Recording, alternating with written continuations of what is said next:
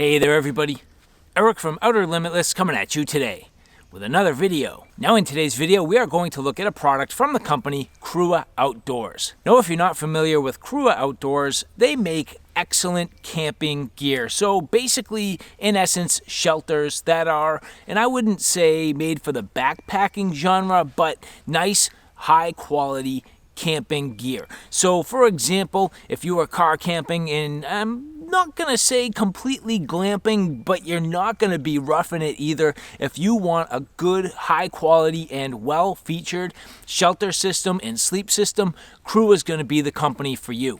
And so today we're going to take a look at the Koala Hammock. Now we have looked at a Koala Hammock in the past. That was the version 1.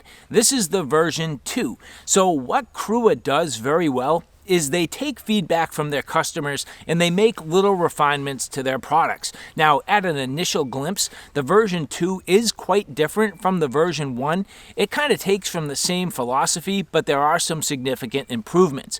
Now, if you've been watching my channel, you probably hear me say it all the time.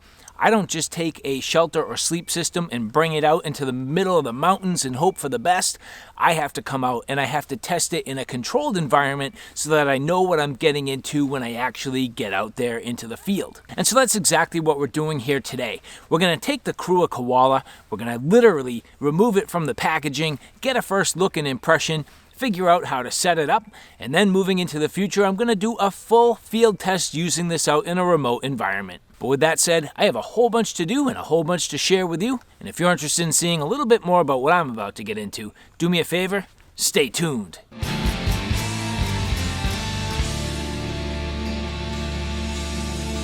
Now before we get too far, I would like to say thank you very much to the people at Crua Outdoors who did provide this product for review. So if you noticed in my intro, one of the first things I said is that the Crua camping equipment and sleep systems, it's not exactly perfect for the backpacking genre.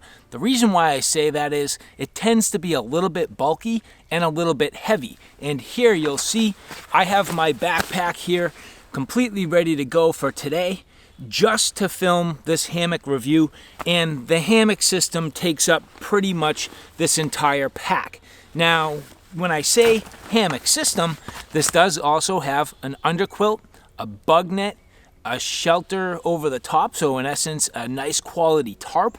So it's not like I'm only talking about a hammock here.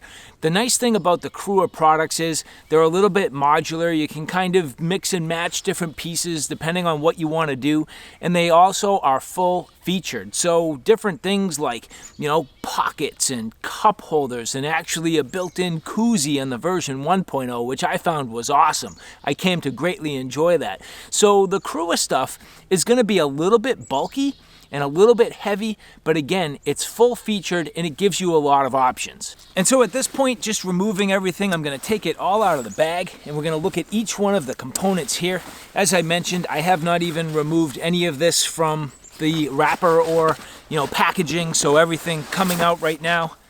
For the first time, we're gonna take a look at all of this, so I'm just gonna get it removed, get it laid out, and then we'll get into all of the details. And so now as we get into this, you'll see all the components laid out. Now, the first thing is this does come with some instructions. So what's in the box and video demonstration. This here is your instruction manual. So I do have this if we need it.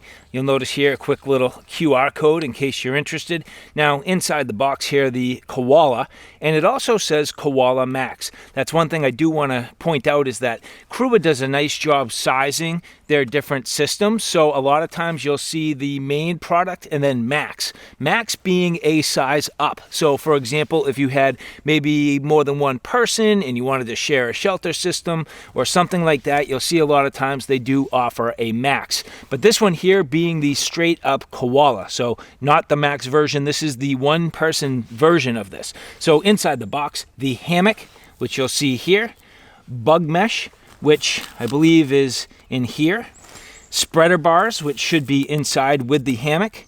There is a pillow, which I assume is probably in here as well, and also tree straps. And then this is part of the full kit.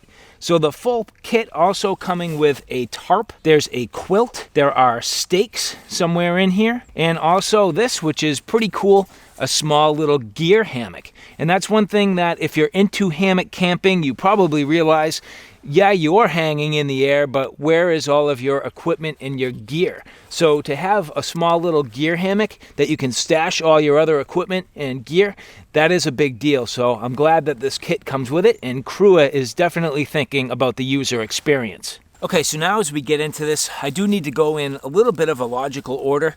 Typically for me, the first thing I would do is actually set up my tarp, get my ridge line strung out, and then kind of keep the tarp flopped out of the way while I get my hammock set up. I do that for a couple of reasons. One, because I kind of want to make sure that the tarp is in a good location to get strung out the way I need and properly taut. But two, if the weather turns on you and becomes adverse, you already have your shelter established. So if you have to set up the rest of your gear, you're already in a great position to be protected. So for me, this is going to go in a little bit of a different order. So first things first is I am going to look at the hammock itself. So here, the Koala hammock. You'll see this says here, small stuff sack, PS, hammock packs into here. So this is going to be integral and sewn onto the hammock itself.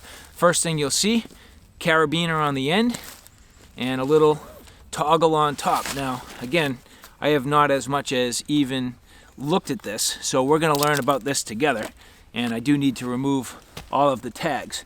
And one thing you'll see here is it does say, which is pretty cool, Crua really stands for and means hard, tough, solid, resilient in the face of life's most difficult challenges. And that's the point. Crua stuff is what they say, built to meet the highest standards, ensuring protection from the wildest of elements. And that's what I'm trying to say. Crua's equipment is not going to be the lightest, but it's going to be darn high quality, and it's made of great materials, very well constructed, and they think of all the details. So I think you're going to find out as we get into this Koala, that's definitely the case. But again, as we remove this, I do expect to see a number of accessories in here, and that's the first thing. So here you do have typical tree straps. Now if you're familiar with, say for example, the ENO Atlas straps, these are very similar to that construction. So I will set these aside, and these give you a lot of flexibility. Crua is going to tell you you need about 15 feet, roughly, probably, between trees. I like to go to 18 feet, and especially when I have long enough straps. So 18 feet to me is about perfect, where I can get the hammock nice and laid out, and it also gives me a little bit of movement on each end to adjust things as I need. But as we get into here, this is the inflatable pillow, so a small inflatable pillow. Now, if this is the same pillow that came with the version 1, I'm not too big of a fan. I don't really intend on using this, but I do use my own pillows in the hammock, but it's nice that it comes with it. Here are your spreader poles, what appears to be some sort of cordage, and this might be, yeah, so it looks like it's probably a ridge line, and then your other carabiner here. So the next thing for me, before I go too far, I'm going to pick my trees, determine where I'm going to set this up. I'm going to get my straps established, and then from there we'll start to lay out the actual hammock itself. All right, so first things first, as you can see now, I do have the Koala strung between two trees. Now, this tree here to that tree there is exactly 18 feet. And as I mentioned, you can see there is plenty of space here on these lines. I mean, each one of these hammock straps has tons of adjustment all the way from here, essentially, you know, and long down and beyond where I have clipped onto. And that is the case on both ends. So again, Crua is saying roughly 15 feet. That is definitely true. But again, for me personally, as you can see here, I can walk around this with ease, and especially once I get my tarp up, it just gives me a little bit of extra room. And the other thing is, it does allow me to get this almost as flat as possible. The least amount of curve, the better generally in a hammock. So going this way definitely helps. Wrapping the straps around the tree, just a simple pass-through design, so that is very straightforward, nothing to it. And then getting these nice and taut against the tree.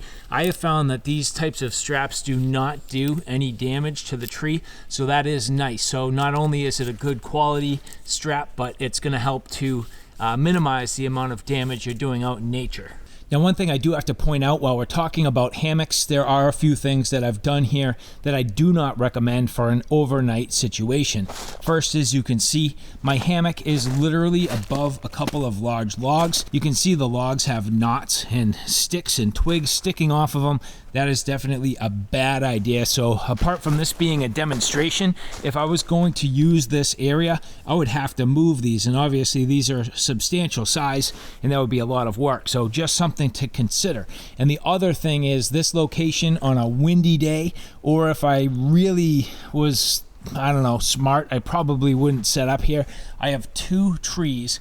This twisty one here is dead and leaning this direction, and the other one, this massive one back there with a big V, that is also dead. And if that was to fall, it would legitimately come straight down and on top of this. So that's the type of thing to pay attention to. Look on the ground, but also look up every time you're gonna set up not just a hammock, but a shelter in general. But with that said, back to the hammock. Here you can see the Crua Koala version 2.0, and immediately I can tell there are some nice advancements over the version 1. First off is they have affixed this nice guy line over the top, so kind of a ridge line from one end to the other. That's nice, where you do end up with some organization that you can slide around. It's going to be nice to put your little odds and ends, your headlamp, your cell phone, different things that you may need. That's going to be really nice. And the other thing that they did very nicely is, and remember I told you on the version 1 they had a ton of pockets and organization.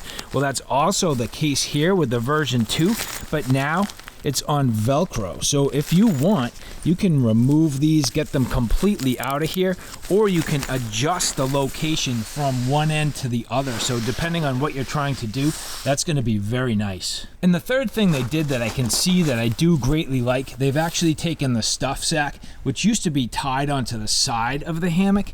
They've brought it down to the end. And you remember at the beginning on the outside, I said, here's a carabiner.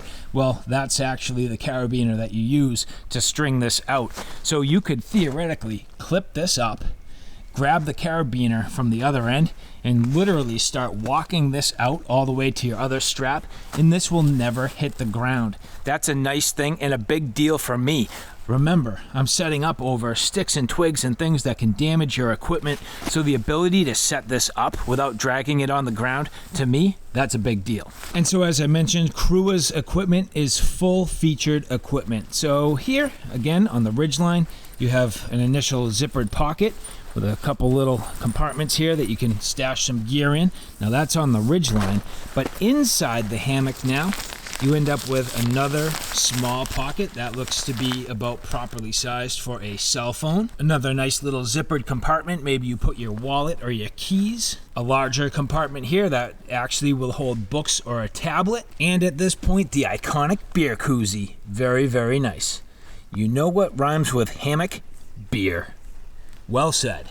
And on the other side here, you have a little snack pocket. So if you want, you can put some snacks in there. And last but not least, a laundry bag. So again, Crua having, I guess what I'm gonna say, some luxuries. Now, are you straight up glamping? No, but again, like I mentioned, you're gonna be damn comfortable. These have a ton of features, nice pockets, well thought through, and at this point, having the Velcro system and the ability to adjust it and maneuver it around, that's definitely very nice.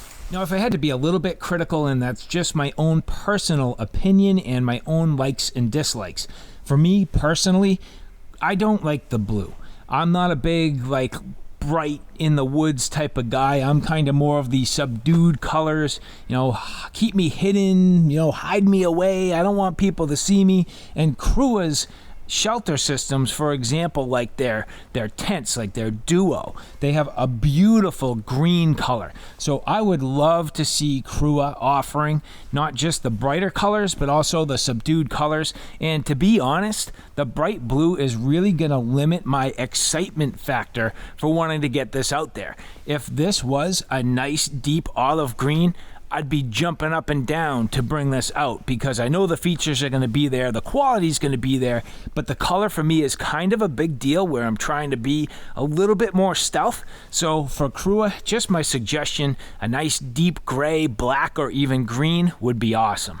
And so now installing the spreader bars. These are pretty much just like typical, tent poles. Very similar in terms of the bungee. And usually there is a sleeve. So taking a look here, this does not seem to have a sleeve on this model. Now, I believe these may go on the underside. I'm going to have to look. The original version, these went over the top.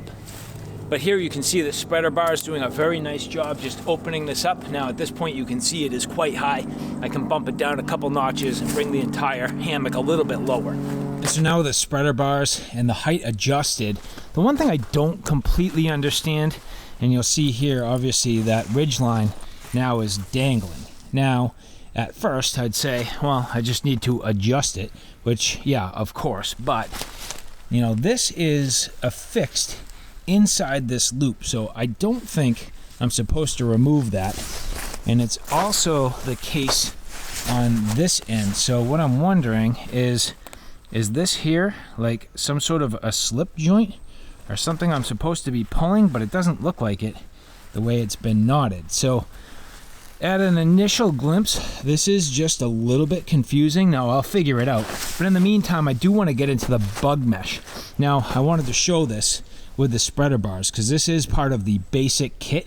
So if you look at here, this is what you're going to get with the basic kit, but obviously the setup that I have also has the bug mesh. So now here, taking a look at the bug mesh, you'll see it comes in this little stuff sack, and we'll see what else is in here. And opening this up, well, first thing is this also comes with its own ridge line. So the ridge line does need to be set up in order to accommodate the bug mesh. And the other thing is you do need to unclip the hammock and slip it through. So that's my next step. And very similar to the hammock, you will see that the bug mesh is also integral to the stuff sack, which is nice. It's not like you're looking around trying to find your stuff sack, so it's nice that things are kind of tied together. And this does seem to be fairly straightforward. You will see on each end you have kind of an enclosure with a little toggle. This is the part that goes against everything I say of don't drag your shelter on the ground. So if I could do this again, basically what I would do is I would feed my hand from one end to the other before I unclip the carabiner. Then unclip the carabiner, and that allows me to easily feed this through without dragging things on the ground. So again, practicing my setup. Now I won't make that mistake again. So now taking my ridge line, which I will probably long-term plan on replacing this instead of paracord with something more like amp steel or Dyneema cord or something like that. But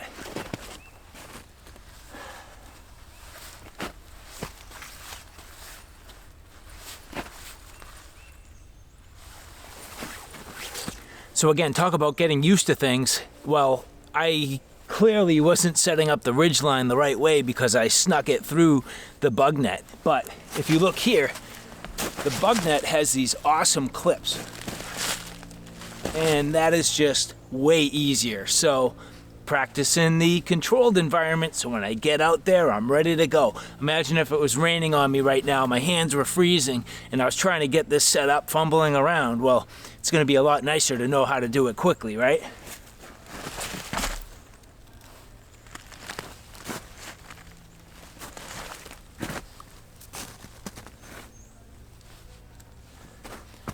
And that right there is mighty nice, and you can see this whole thing just sitting way nicer. So the only thing I still need to figure out is this internal ridge line, which to me, I still don't know exactly what I'm supposed to do. All right, so at this point you can see I've made much better sense of this, gotten everything kind of tidied up and where it needs to be. So now the hammock with the bug mesh, perfect, no problems, everything working. I took that ridge line that I didn't know what to do with it, and I flopped it around to the underside. Now I'm going to do a little bit of research and annotate below as to what that's really supposed to do. Hopefully I'll find the answer. But now at this point, moving forward, let's get the underquilt established. But just real quick here, you can see getting the ridge line for the bug mesh established perfectly along the top and just tied off on the hammock straps. That works out mighty fine, no problem at all. And you can see here, just nice and open with the spreader bars doing their job to keep this nice and open. And one thing that I didn't point out before, there is a head end and a foot end. So this being the head end, you'll notice there are some pillow pockets. This is a feature that was on the version 1.0, so you can take your pillow, you can actually slide it into the pockets, which is nice because you're not going to lose your pillow as you're climbing in and out of the hammock or throughout the night. That's actually a very nice feature that I've never seen on another hammock before. And if you are into hammock camping, you probably realize as you're climbing in and out of your hammock and swinging around, it's very easy for your pillow to just pop out and you're trying to find it, and well, guess where it is? It's on the ground. So having a couple pillow pockets, that works out very well. But at this point, everything nice and tidy, really coming together nicely. You can see here the mesh has these toggles on the end to tie it down. Again, these nice clips over the top, very straightforward and simple to get this tied onto the ridgeline. And I'm glad again that I'm taking the time to do this now because setup is getting easier as I go. It's going to make a big difference for me in the end. And so now getting into the underquilt, this is part of what makes this just a little bit bulky. Again, not a big deal. I'm glad that this is with the kit and it's something that I'll definitely try to leverage. Now, the nice thing is this is in the color gray, and with the bug mesh, you'll see this is starting to blend in a little bit more, which is making me happy. So at this point, let's figure out this quilt. There's going to be two ends, obviously, and a middle. So trying to get this laid out, I'm just going to take a quick look at this and figure it out. And so inside the quilt, there are guy lines, which I guess you are supposed to use, so as long as you're careful, these won't get all tangled up, but I could see this going crazy quick. So this is a tough start. I'm not a huge fan of this type of design because it can be a little bit confusing, quite a bit time consuming, and hopefully, all right, so that this at least is going okay, but getting this all tied up and onto the hammock, well, I guess we'll see. So it's going to take some figuring, and that's the first thing. This is going to take you a while to figure out, so I suggest to anybody who's interested in this, take your time, get it outside first and figure it out, because there's a little bit going on here. And the other thing that's just a little bit confusing is there are two zippers. So you'll see here, this is the main zipper that allows you to basically convert this into a full sleeping bag. But there's this second panel that completely unzips. And I suspect, and I could be wrong, but I'll find out, that this comes off and this panel comes off in order to make this an underquilt so it's properly sized. I'm not too sure, but that's the other thing. So again, just kind of working my way through this and figuring it out, but again, keep in mind there's this second zipper, so I'll figure out what to do with that in a minute. And so this is one of these things where, you know, I do this type of stuff a lot, and this is not completely intuitive. And so at this point, I've at least gotten the underquilt, which is also a cocoon. I mean, you can literally wrap this entire thing with this. Now, if I choose to do that, and I don't want to use this as an underquilt, well, what happens with the spreader bars? So you'll see here, the spreader bars are like sticking into this thing. So if you're going to use this as a cocoon, well, do you need to remove the spreader bars? And from what I can tell, the documentation provided, and maybe it says it in the video, but you know, I don't have good internet service where I am. I'm certainly not going to review a video while I'm out here setting this up for the first time, and who knows what people's situation is. So a little bit difficult. So I think at this point I pretty much need to remove the spreader bars if I intend on using this as a cocoon. But again, nothing really says it in the instructions that are provided. And the other thing is, I mean, obviously right now there's no bugs, and the bug mesh is just a little bit difficult for me maneuvering around. So my suggestion is clearly understanding the capabilities and the setup with the actual underquilt itself, completely separate from the bug mesh. At this point, I'm completely in the middle of this thing, and I've been kind of working through it. But, you know, dealing with the bug mesh trying to get this underquilt, stuffed on here. It is not easy, and I'll be honest, at this point, I have no rush today, and I'm kind of stressed out, and I can't imagine if you were trying to get set up for a camping situation under a little bit of pressure to get set up, what that would be like. So again, there is quite a bit going on here. I'm not going to say it's all in conflict with itself, but it definitely takes a lot of getting used to. And so next we have the gear hammock, which again, it's just nice to get your stuff up and off the ground. So as I take a look here, and we'll get this pulled out, I believe the stuff sack is, again, integral and sewn into the hammock itself. So yeah, popping that out, and you'll see here, pretty straightforward. Just again, a couple paracord ties, and the ability to put this beneath the hammock. Now, do I even want to get into this? I think things are complicated enough for the moment, but you will see that generally speaking, this does have a nice overall size. I might do this at the end, but what I do need to do, and apart from this, which I don't know, you can see at this point I have removed the spreader bars in an attempt to kind of keep things at bay, stop stressing on all the fabrics. I mean, everything was kind of pulling weird and I didn't like it. So at this point, I at least have the spreader bars removed. I have that underquilt as a full cocoon, and then again with the bug mesh. But I do need to work on the tarp. So checking out here, this is the Crua full setup. This is the tarp that comes with it. So we're going to take a look at this and we'll get it stretched out over the top. So taking a look at this here, it does come in a ripstop sack. And opening this up, again, nice gray color, which I do like.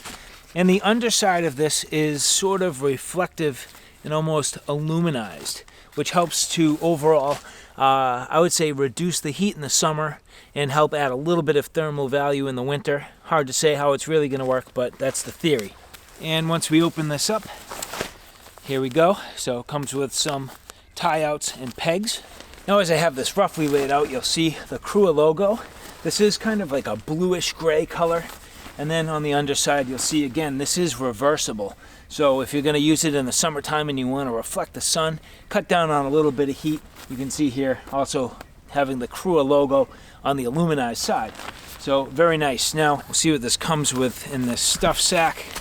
So again, pretty typical, having sort of a paracord style tie out here. So this is going to be the ridge line. This one here looks to be quite long, and as long as you are careful, this won't become a pure disaster. But an initial glimpse, let's see, here we go. So this might be more than one, and by the looks of it here, this is 4 of them. So you just got to be a little bit careful, otherwise you will be sitting here for an hour undoing this. This is not how I like to manage my tie-outs, but this is how they come. So just real quick, I am going to separate these carefully so I don't get into a big mess, and then we'll continue on. So here, 1, 2, 3, 4, 5, 6 nice bright orange pegs. These are cool. These are nice. I like these a lot, and they're a good size. Reasonably lightweight and perfect for this application. And then let's see here. Is this another set of 8 tie-outs? I just undid those first 4. They came out nice and easy, so no ball of mess. I'll have to do the same thing here. Just be careful. What exactly is going on here? Oh man, I can see this going south on me quick. Okay. So again, what is this? Is this 1 or 2? This looks to be 2 fairly long tie-outs, like a ridge line. I think these are the ridge line, and the others were my uh-oh. See what I'm saying? This is going poorly. Cord management in a camping scenario is critical. And I do not manage my cordage this way at all. But this is how it comes. So again, I'm just going to take a minute here, try to get myself out of this disaster without it taking an hour, and then we'll come back. And so that's exactly what these are. This is 2 sort of ridgeline tie-outs, so I managed to get this done without any problem. So at this point, I'm just going to lay out the ridgeline. We're going to get this started, and I'll get this tarp up and off of the hammock. We'll get it strung out and take a look at it in detail. And so now, as you can see, getting the tarp set up, it is the perfect length to cover from one end to the other with a nice little overhang on each end. So that's a big deal. Having a nicely shaped tarp really is a big deal when you're trying to stay protected, and especially not get wet from a side blown or head or foot end blown driven rain. So having a proper coverage here, that's a big deal. You can see the underside being just that reflective, makes it a little bit brighter, which is nice because it just helps and aids in your ability to see. Now, in full disclosure, I didn't tie this down quite as tight or taut as I could. Kind of just wanted to get it set up for the demonstration. But at this point, let's look at some of the fine details on this tarp. Now, first thing is, I know this is not the intended way to set this up, but again, I did this kind of quick just to demonstrate to you, but you'll see that you do end up with these connectors on the end, which is sort of like a tensioning system. So when you set this up the right way, you can use these tensioners to kind of pull the tarp and get it nice and taut. Now, the first thing you'll see is it is not a square. It is kind of a, I don't know, it's more of that sort of hammock tarp shape. So you end up with some extra points on the end, and that's what I'm saying is when you look at the fact that you get coverage over the end of your hammock, really my hammock ends here and the tarp's coming out at least another foot. And if I did a better job centering this, which if I took my time I could get it about perfect, you'll see on this side here, I actually end up with more like 1.5 feet. So realistically, if I shifted everything and got this nice and square to the hammock, I'd end up with a little bit more coverage on the other end. But generally speaking, nice headroom. You'll see here this working very well. I can walk under here with ease. This works mighty nice. And the fact that you get all the tie-outs that you need for all of this, that works out pretty well. Now, I have to say I am happy with Crua's construction so far. It looks like it's going to be pretty good. We get a number of different reinforced points. Here you'll see it's actually pulling on the webbing, and the webbing is extremely reinforced. So nice quality stitching there, and it's kind of spreading out the tension like a V. Instead of it directly pulling on the main seam, it's kind of spreading everything out nice and even. So overall, very well done, reinforced, and looks pretty good. Now the central seam here, that is taped. So we end up with a taped seam. That's going to be your main potential penetration for water. So the fact that it is seam taped, that's a good deal. And then we end up with a couple central points here, which you can see have grommets. Now, theoretically, if you wanted, you could put a trekking pole in here and just kind of pop this up. That's going to be nice. And it shouldn't, I would not suggest putting tie-outs on this. So I wouldn't pull directly on that just because you can potentially damage your rivets and at that point create a weakness in the tarp. But underneath here, you'll see this is very well reinforced. So utilizing not just some reinforced nylon, but then also the webbing. So that's going to be nice if you want to kind of pop this up, give yourself a little bit of extra headroom. You could use a carefully crafted stick and then also your trekking pole. So that's going to work out pretty nice. And now taking a quick look at this overall, there you go. So again, having your koala set up underneath here with the bug mesh and nicely underneath your tarp. Now, again, you'll see at this point, this ridge line inside is now sitting where it's supposed to. So with the spreader bars, it's a little bit funny, but at this point, it's about perfect. So this is the one thing that just has me a little bit baffled. But anyway, at this point, let's lay in it and check it out. And so this is the moment of truth. And it does get me a little bit bummed out doing this with my boots on. So can I do this without damaging the hammock nor completely wiping out? Well, so far so good. So just kind of sitting in the mesh here, popping it over my head. There's that crazy ridge line getting in the way, of course, but of course I'm getting in with my snowy boots which is gonna bum me right out, but oh, no problem. So, I mean, overall, yeah, this is gonna work. This ridge line, this is coming out. I can tell you that for sure. This has to go. The bug mesh, perfect. The quilt, that's gonna work just fine. And even sitting here now, sliding in, I do have the ability to zip this right up. All right, so at this point, I mean, I'm in, no problem. I fit fine. I have the under quilt all cocooned around me. This is gonna drive me crazy. So this is what I'm saying, this has to go. My ability now to get on the bug mesh, well, that's gonna be no problem. And if I properly adjust that, I'll be able to close it completely. I like the fact that the bug mesh is on both sides. That's gonna be pretty nice. And actually, for the moment, it's nothing I can really do about this. But anyway, I think my biggest problem with this is it's very busy. There's a lot going on. I mean, I guess any hammock system is going to be that way. And it's going to definitely take a lot of practice. So this is round one. Could I have done better? Absolutely. Do I have to do better? Absolutely. I cannot go out into the wilderness situation with this type of question in my mind as to how to set this up. But at least at this point, with the tarp setup, I'd be dry. With the, bulk of the hammock setup, I'm in pretty good shape. If I had to spend the night here, I could. So I'm getting close. It's just a matter of familiarity. So overall, I think there's a lot to do here. There's a lot going on. There's a lot of great features. It can be very enjoyable.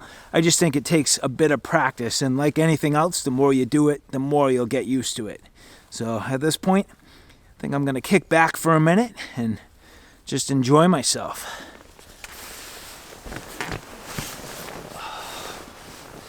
And what I can say is, with this ridgeline and the bug net, you definitely have nice headroom. I mean, overall, this is going to be nice. The bug net's, not really leaning against me, so I'm not worried about mosquitoes biting at me.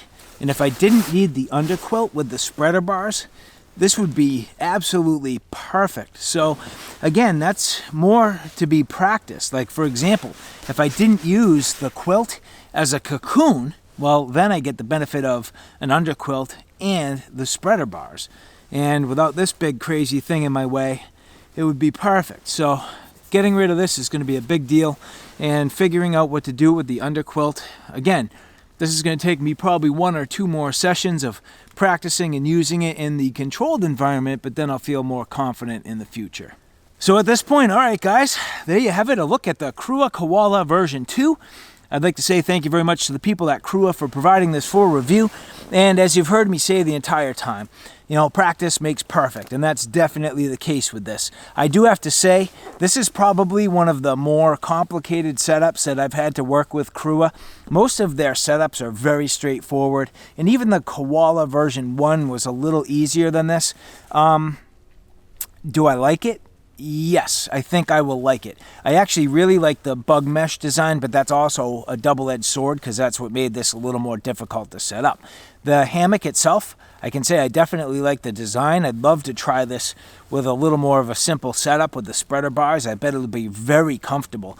This would be an amazing backyard set, an amazing car camping set. In the deep wilderness, hard to say. I will test it that way because that's what I do. But I don't really have a report on that, certainly not yet, and I probably won't know until later on in the summer. But for the meantime, practice makes perfect. Get out here, enjoy the outdoors, practice with my gear, and get used to this Crua Koala version 2. So alright guys, thanks for stopping by. I hope you liked what you saw. Hope you found it a little bit informative. If you like what you saw, please like, share, and subscribe. And as always, thanks for stopping by. Take care now. I'll see you soon. Time for some relaxation.